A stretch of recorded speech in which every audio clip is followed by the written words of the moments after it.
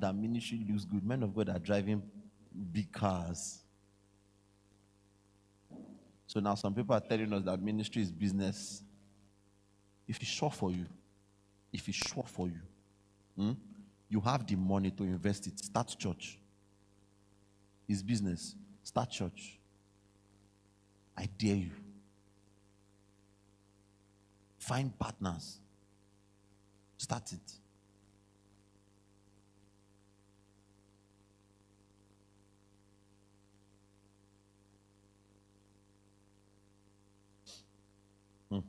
Okay, number 5. This is number 4, number 5, and number 6. I really wish I could skip them, but that's why I'm stopping at number 6. Number 5. I think.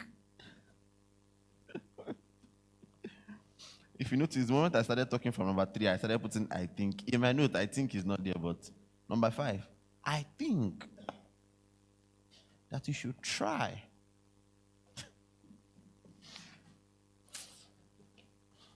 see,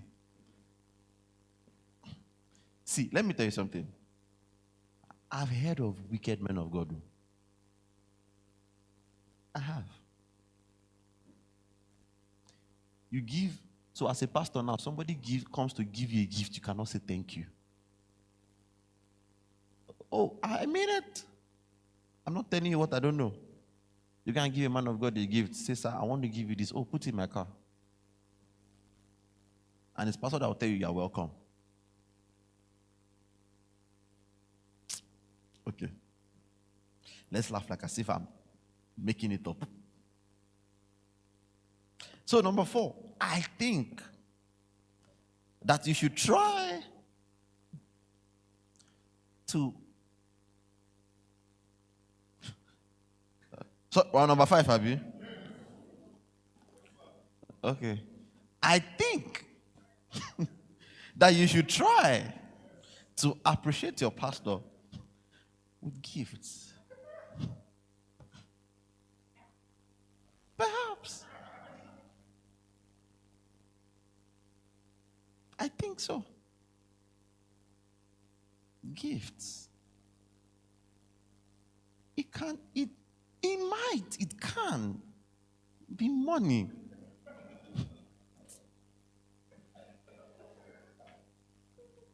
It might be just, it can be Gary. Oh.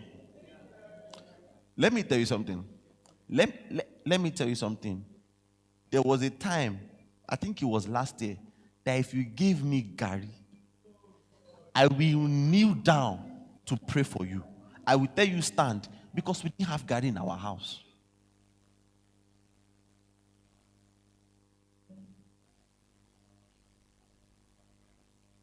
Think. Try. No. Try.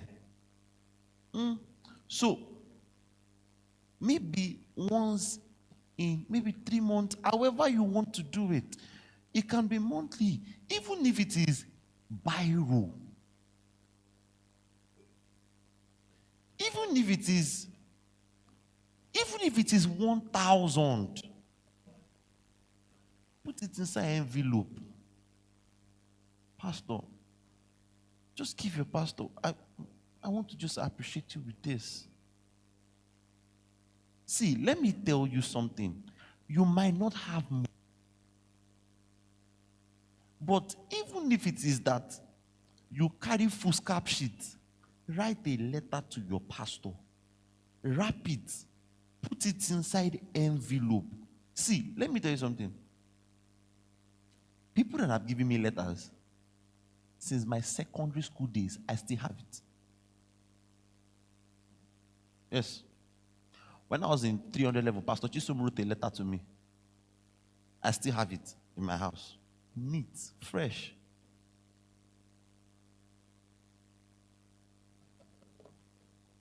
Yes. It was some days ago when I went to where I keep my books. I saw I don't know if it was my last birthday. Because Faith wrote some notes for me. I saw everything there.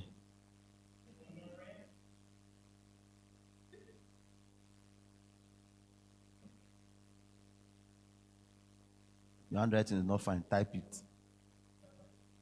Because if your handwriting is not fine, if you write notes, pastor, no, if you read them.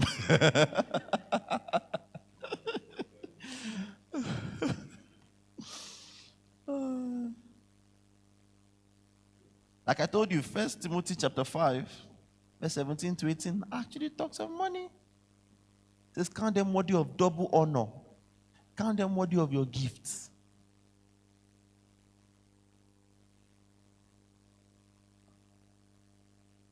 Your pastor's birthday is coming. Contribute. If buy gifts. I'm not saying me. I'm saying your. Actually, my birthday is coming. Number 6. Number 6. I should have preached this after my birthday. But now, if I preach it after my birthday, it will seem as if I'm talking to people that don't buy me gifts. But guys, I mean what I'm telling you. Let me tell you something.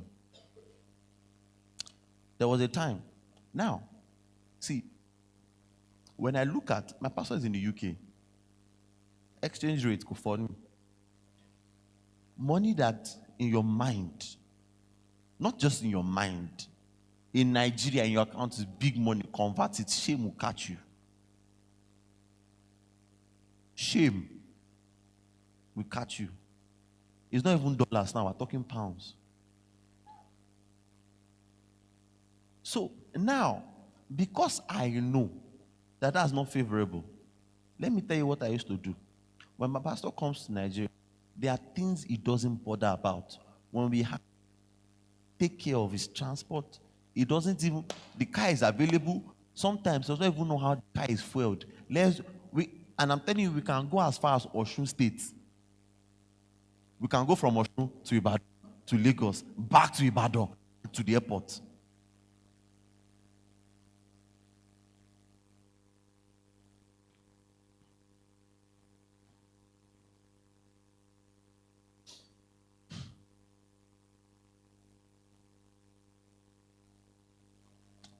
Try and number 6.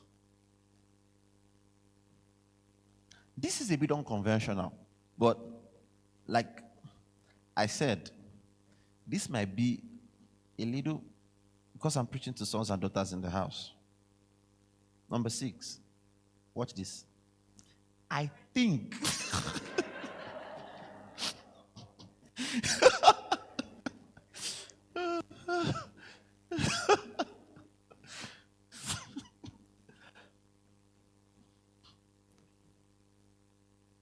okay, number 6. Listen, I suggest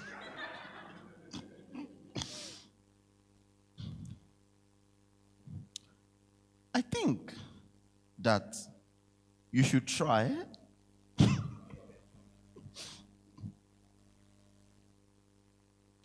and stand by your pastor.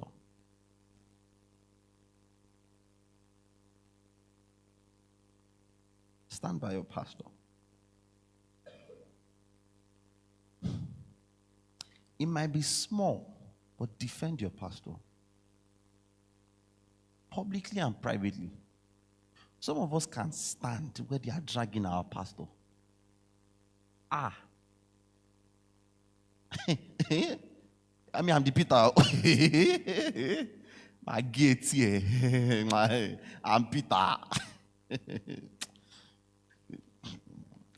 There are some things I cannot tell you. I'm preaching. I lie.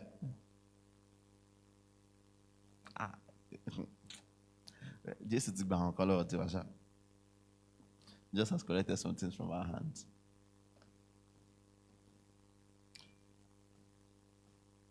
I was somewhere. Pastor was casting out a demon from somebody. The lady got very violent. Now, let me tell you something.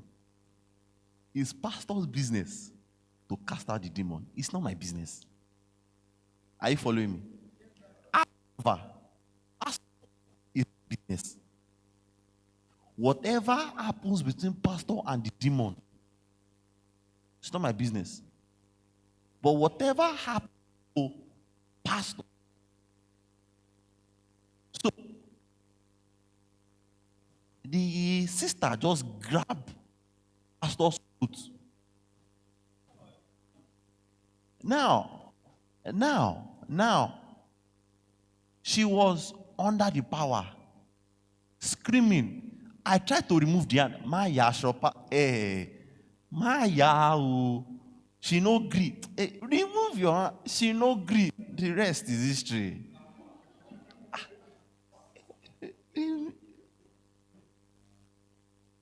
Again, it's pastor's business to cast out the demon.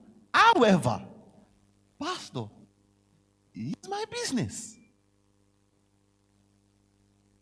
I remember last OSM. Was it last OSM? Pastor was praying for people. This injury.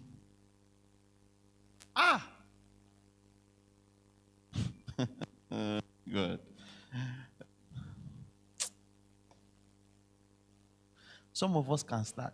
You will stand there, they will drag your pastor, they will insult your pastor. You probably even behind him, you will put mouth. In front of him, you say, Pastor, pray for me. That prayer cannot answer. You don't understand what I'm saying? It's not, the prayer cannot be answered. It's not because pastor is not anointed. A grace you bad mouth, you can't receive. A grace you talk down on cannot work in your life.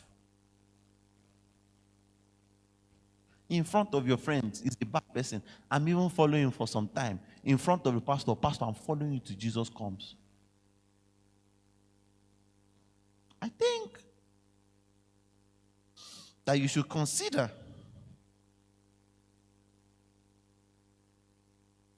standing by him. Listen, the smallest things count. I've told you, people came to give in church. The Bible said some people brought big money.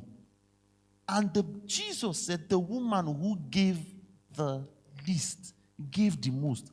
What you might be able to do, listen to this, what you might be able to afford to do is after service with your big makeup and everything, you will roll your sleeve, fetch water and wash pastor's car.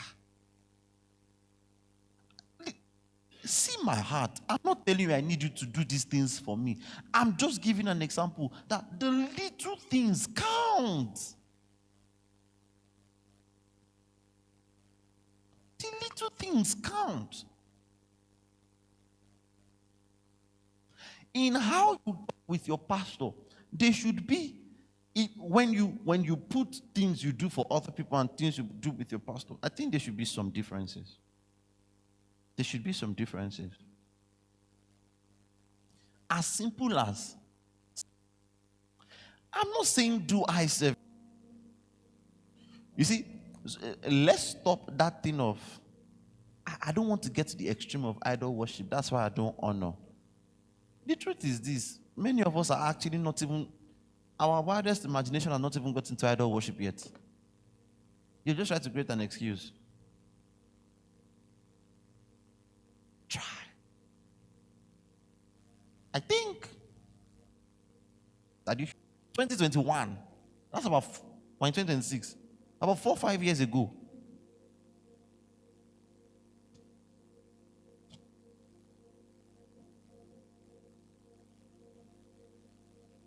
Just that small thoughtfulness.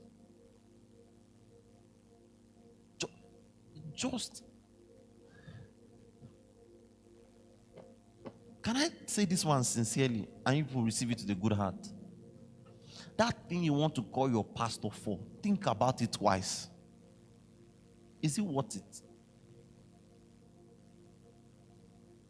Or that thing you are not calling your pastor for? See, I've seen many things as a pastor, and I'm like, When you have problem, your pastor is the first person you call. When you want to celebrate, your pastor is the last person you call.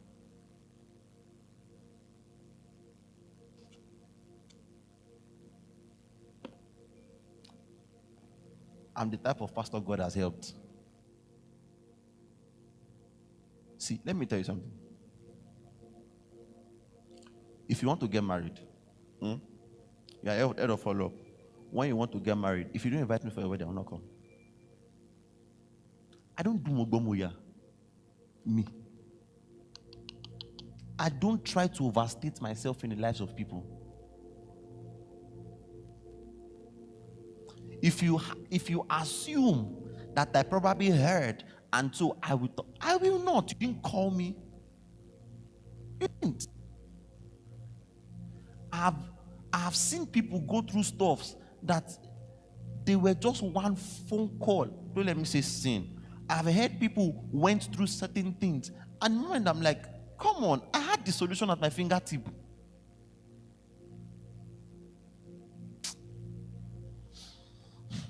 I'm your pastor. I can say this. Are you ready for this? 80 to 90% of things going on in your life, the solution, maybe God has put in my hand. Let me tell you what I believe. I believe that if God has made somebody your pastor, whatever God wants you to have, He has given to them. If you only call your pastor when you have problem, do you know what you most times always see? Problem.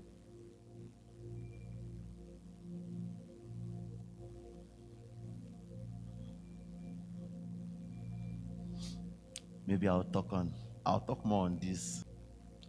Practicing what we've learned. From the depth of your heart.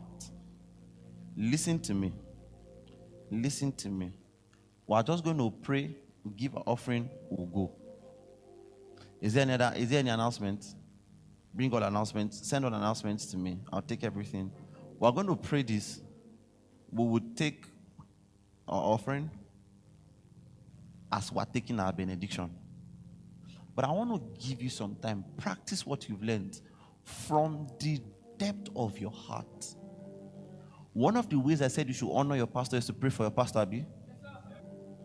One of the ways I said you should honor your pastor is to pray for your pastor, Abi. See, not from your mouth, from your heart, pray for your pastor. From your heart.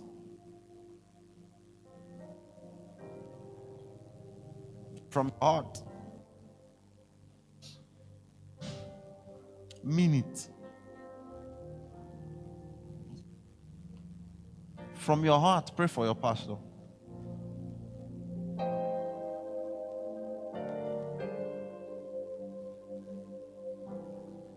Mean it.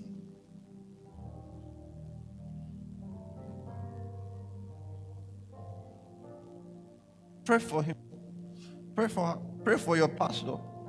Pray for the assignment God has put in their hands. Let me tell you, the visions of God. The visions of God are bigger than men. You are doing your ordinary 9 to 5, it's stressing you. Picture somebody that is trying to do God's work. Mean it. Pray for your pastor.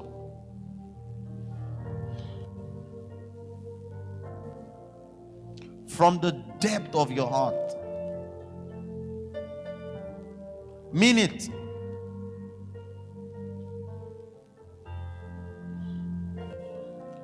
Now is not a time to mutter. Pray out loud. Mean it. You have 2 more minutes. Mean it. Mean it.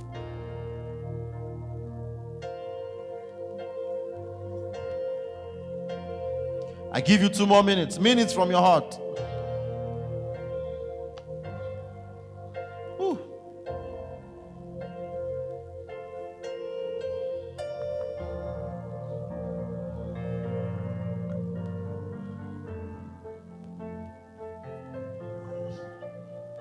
You have just 1 more minute. Pray from your heart. Pray from your heart.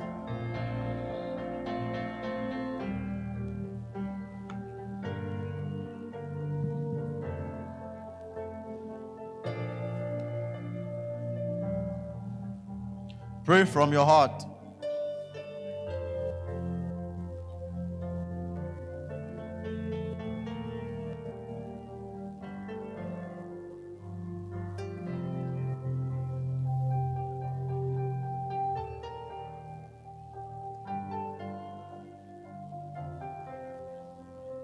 Mean it.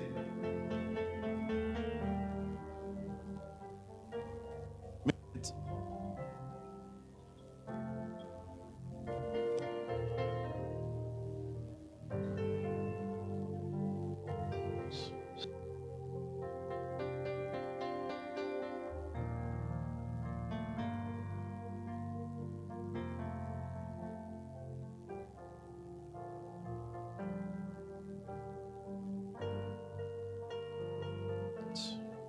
Mean it from the heart.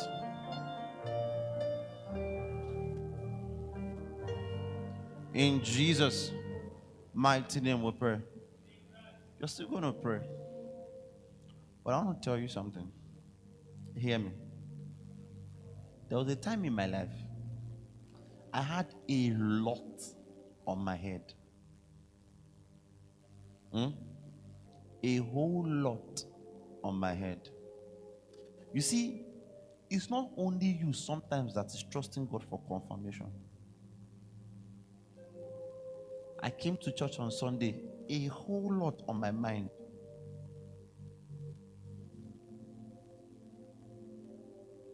Are you ready for this?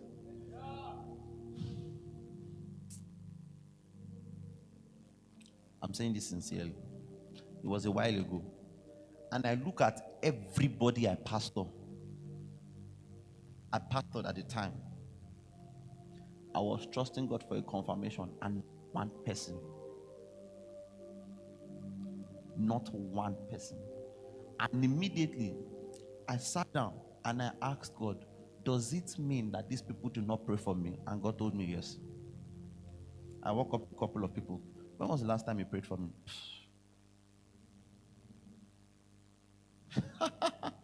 It's obvious. Stressable. And now, let me ask you a question. Now, I have a lot on my mind. I'm coming to preach. Do you think I will be at maximum capacity? I'm not, see, again, of the comedians we have now, saying some of these things make me feel somehow. I don't care. Think I'm a thief. It's fine. How much do you give me? Does church give me any money?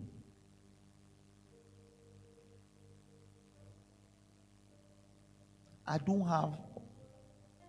See, we don't even use tech. So I don't even know how transfer is being done. Whether it's mobile app or whether it's, I don't know.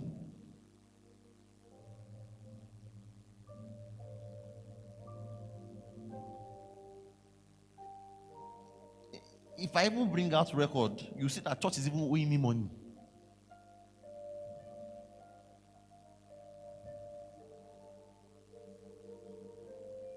Some other people, their pastor might be stealing from them.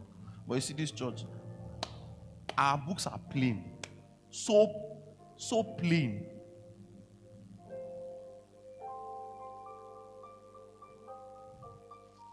It was the following Sunday. You hear this? It was the following Sunday. It was Daniel that God sent to me.